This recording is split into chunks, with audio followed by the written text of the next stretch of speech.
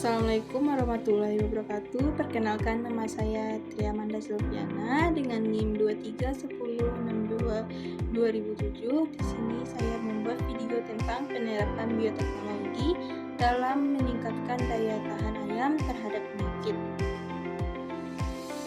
Tugas ini yaitu tugas untuk komunikasi pembangunan yang dosen pengampunya yaitu Bapak Aditya Alkamal Alianta, SPT, FSC.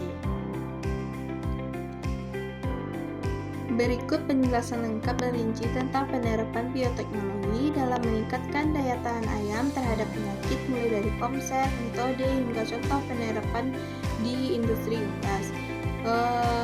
Bioteknologi telah menjadi salah satu pilar penting dalam industri perunggasan modern untuk menghasilkan ayam yang lebih sehat, tahan terhadap penyakit, dan efisien dalam produksi. Ada 4 pendekatan utamanya, yaitu yang pertama rekayasa genetik, yang kedua vaksin berbasis bioteknologi, yang ketiga probiotik dan manipulasi mikrobiota, yang keempat marker asisten selection atau seleksi berbasis genetik. Di sini penjelasannya lebih rinci. Yang pertama, rekayasa genetika. Rekayasa genetika dilakukan dengan memanipulasi gen tertentu pada ayam untuk meningkatkan ketahanan terhadap penyakit. Manfaat langsungnya itu menurunkan kerugian akibat kematian ayam, mengurangi penggunaan antibiotik dan obat-obatan, membuat produksi lebih efisien dan stabil.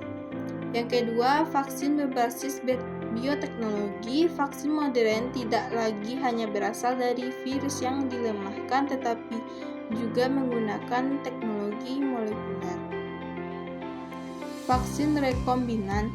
Gen virus penyakit misalnya seperti ND, IBD dimasukkan ke dalam organisme lain seperti virus vetoret, contohnya Turkey herpes virus. Ayam yang divaksin akan menghasilkan protein antigen dan membentuk kekebalan kuat.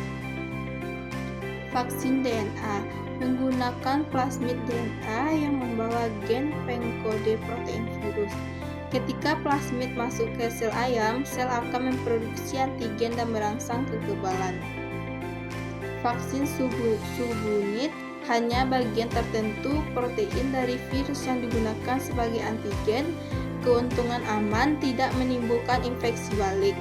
Manfaat vaksin bioteknologi, tingkat proteksi lebih tinggi dan stabil,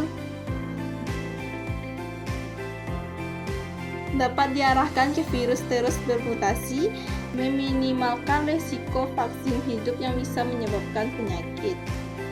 Yang ketiga, manipulasi mikrobiota usus atau probiotik dan prebiotik. Bioteknologi juga digunakan untuk mengatur komposisi mikroba usus ayam sehingga meningkatkan sistem imun alami. Prebiotik hasil seleksi genetik mikroba seperti Lactobacillus, Bacillus atau Enterococcus diisolasi dan dipilih berdasarkan kemampuan menghasilkan senyawa antimikroba, mengeblok adesis patogen seperti Salmonella, merangsang kekebalan mukosa usus.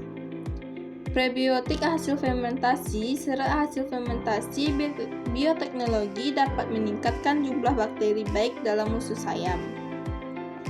Manfaatnya, daya tahan terhadap penyakit pencernaan meningkat, mengurangi ketergantungan terhadap antibiotik, keseimbangan bakteri usus mendukung pertumbuhan optimal.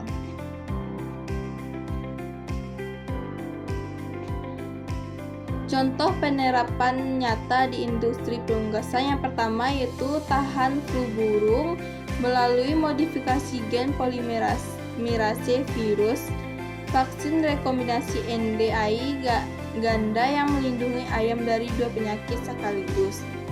Yang ketiga, probiotik berbasis Bacillus subtilis hasil kultur molekuler yang mampu menurunkan Salmonella hingga 70%. Yang keempat, perusahaan breeding Hyaline Corp atau Ross menerapkan marker asisten selection untuk meningkatkan kekebalan alami terhadap penyakit metabolik dan virus.